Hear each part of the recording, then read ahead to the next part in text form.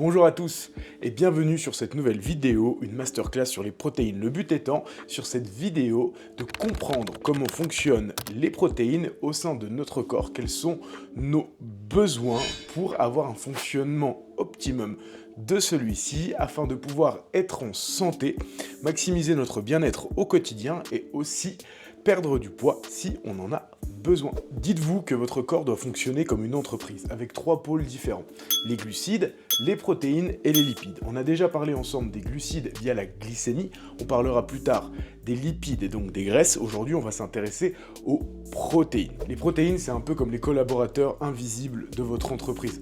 On les voit pas nécessairement, c'est pas ceux qui sont le plus mis en avant, mais sans eux, c'est impossible pour nous d'avancer et de pouvoir avoir une entreprise prospère et pérenne dans le temps. On va commencer par les bases. Mais avant, faut qu'on revoie les bases. Qu'est-ce qu'une protéine? Une protéine, en fait, c'est une chaîne d'acides aminés. Donc, pour qu'on considère une chaîne d'acides aminés comme étant une protéine, il doit y avoir donc plus de 100 acides aminés dans cette chaîne. Par exemple, de 10 à 100 acides aminés, c'est ce qu'on appelle un polypeptide. De 2 à 10 acides aminés, nous appelons ça un oligopeptide. Alors vous n'avez pas nécessairement besoin de retenir ce qu'est un polypeptide, un oligopeptide ou même une protéine, mais c'est pour vous donner un ordre d'idée. C'est donc une grande chaîne d'acides aminés qui vont permettre de considérer cette chaîne comme une protéine afin que celle-ci puisse répondre aux différentes demandes de notre corps. Il faut voir votre corps comme un chantier permanent auquel on ajoute plein de petites briques pour pouvoir construire quelque chose de solide. Vous allez peut-être me poser la question, finalement, pourquoi est-ce que les protéines sont indispensables? Eh bien parce qu'elles ont 5 rôles très importants pour notre corps. Ok, le pilier numéro 1, la construction, la réparation et la croissance au niveau de nos différents tissus. Que ce soit nos organes, nos groupes musculaires, nos articulations, nos os, eh bien, ceux-ci vont pouvoir être réparés, vont pouvoir croître par le biais des protéines, ce qui en fait donc un élément indispensable pour un corps en bonne santé et pour un corps en construction. Le deuxième point, le transport. Les protéines servent à transporter les différents nutriments, l'oxygène directement dans notre corps. Donc finalement, si on n'a pas suffisamment de protéines, eh bien on n'aura pas suffisamment de carburant pour faire en sorte que notre corps fonctionne correctement. Point numéro 3, la défense. La défense par le biais du système immunitaire. Le système immunitaire a besoin de protéines pour fonctionner correctement. Je pense à l'hémoglobine, je pense aux anticorps, je pense aux antigènes qui ont besoin de protéines pour fonctionner correctement et pour être présent dans le corps en quantité suffisante. Donc pour une santé de fer, être sûr de ne pas avoir de problématiques particulières face aux différents dangers que la vie va mettre sur notre route, eh bien je vous invite à nouveau à consommer des protéines. Point numéro 4, les hormones.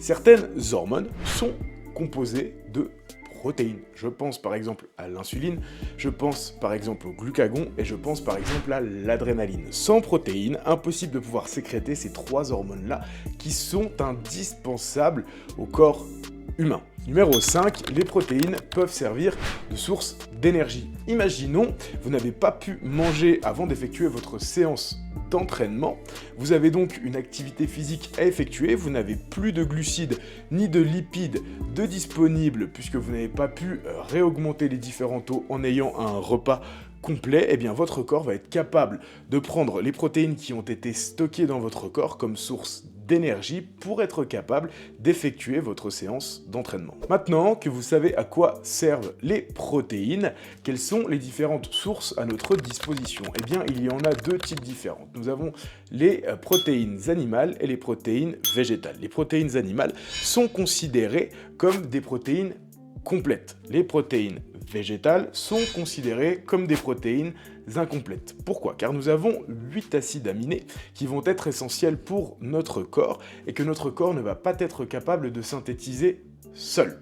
Pour ce qui est des acides aminés non essentiels, elles sont au nombre de 12 et notre corps est capable de les synthétiser par lui-même. Donc nous n'avons pas d'obligation de consommation externes. L'avantage des protéines animales, c'est que vous êtes sûr de retrouver les acides aminés essentiels au sein des protéines animales, ce qui n'est pas nécessairement le cas des protéines végétales. Il va falloir mixer par exemple les sources de légumineuses et les sources de blé pour les gens qui ne vont pas consommer de produits animaux. Pour ce qui est des acides aminés essentiels, eh bien nous allons pouvoir les retrouver dans 3 grandes familles différentes. Première grande famille, l'origine animale végétarienne. Dans celle-ci, nous allons retrouver les produits laitiers, nous allons retrouver les fromages, nous allons retrouver les œufs et nous allons retrouver la protéine en poudre d'origine végétale.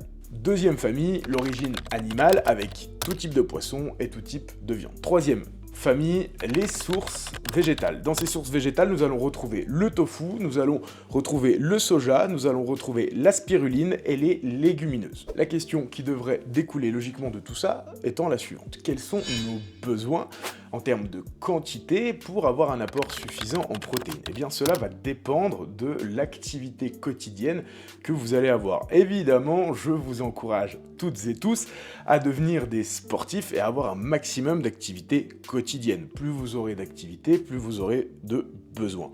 On va pouvoir rentrer ça dans 3 catégories différentes. Première catégorie, des personnes qui vont être sédentaires. Là, nous n'avons pas besoin de beaucoup de protéines. Je vous recommanderais de consommer 1,5 g de protéines par kilo de masse maigre. On entend souvent, très souvent parler de kilos de poids de corps, mais on ne prend pas suffisamment la masse graisseuse en compte, puisqu'on peut avoir des kilos de poids de corps élevés, être lourd, mais en ayant beaucoup de masse adipeuse. Tout comme on peut être lourd en ayant beaucoup de masse musculaire. Mais cela est complètement différent et ça va tout changer au niveau des apports. Donc ce qui est important, c'est de pouvoir maîtriser et savoir à peu près notre quantité de masse maigre pour calculer nos apports. Ensuite, nous avons les gens qui vont être plutôt actifs. Je recommande donc 1,8 g de protéines par kilo de masse maigre. Et on termine enfin avec les sportifs, les personnes qui sont très actives dans leur quotidien.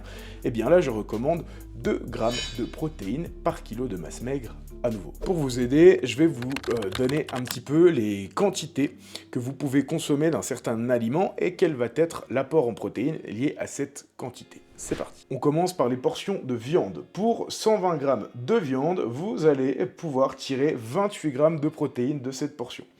Pour ce qui est du poisson, pour un poisson de 150 g, vous allez pouvoir tirer 28 g de protéines. On passe ensuite au laitage. Pour 100 g de fromage blanc, vous allez pouvoir tirer 15 g de protéines. On passe ensuite aux œufs entiers. Pour un œuf entier, vous allez pouvoir tirer 7 g de protéines.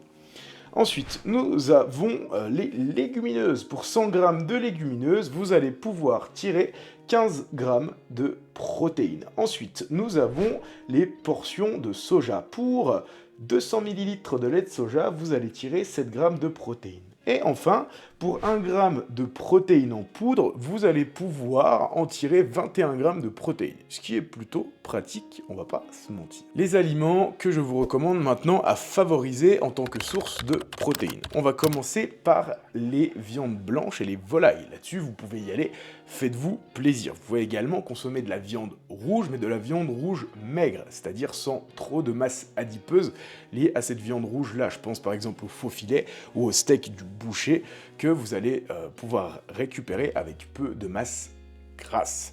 Vous pouvez également consommer des œufs autant que vous voulez, en illimité. L'idée du cholestérol apporté par les œufs, eh bien, c'est une fausse croyance. Ça, je vous l'expliquerai plus tard. Vous pouvez également consommer en illimité des légumineux. C'est une très bonne source de protéines. Nous avons également les poissons gras. Alors là, attention au type de poisson gras que vous allez consommer. Je pense au thon ou au saumon, qui sont de très bons poissons au goût, mais également nutritivement parlant. Le problème de tout ça, c'est les élevages qui vont pas être suffisamment top pour être en bonne santé, puisque ces poissons vont contenir énormément de métaux lourds qui ne vont pas être bons pour votre corps. Donc attention, limitez la consommation des poissons gras, également des fruits de mer à 2 fois par semaine, pas plus. Nous allons maintenant parler des sources à éviter, ou tout du moins à limiter. Donc il y aura le porc, il y aura les viandes rouges plutôt grasses, il y aura les produits laitiers et le soja. Évidemment, vous pouvez en consommer, mais je vous invite à limiter la consommation de ces sources protéiques-là. Pourquoi pas vous limiter à 1 fois par semaine pour chacune de ces sources protéiques. Et vous remarquerez donc qu'avec tous ces éléments que je vous ai donnés, vous avez une grande mixité pour consommer vos différents repas et être sûr de ne pas vous ennuyer et rentrer dans une certaine routine. Ok, j'espère que cette vidéo t'a plu, que tu as pu apprendre pas mal de choses sur les protéines, connaître tes besoins journaliers, peut-être avoir des idées de nouveaux aliments que tu peux entrer dans ta routine quotidienne et aussi comprendre ce que vont t'apporter les protéines puisqu'elles sont indispensables et qu'elles peuvent te permettre d'avoir une santé de fer, d'améliorer celle-ci et aussi surtout d'améliorer ton bien-être au quotidien. C'est tout pour moi, trêve de blabla, je te laisse ici, on se retrouve bientôt, salut!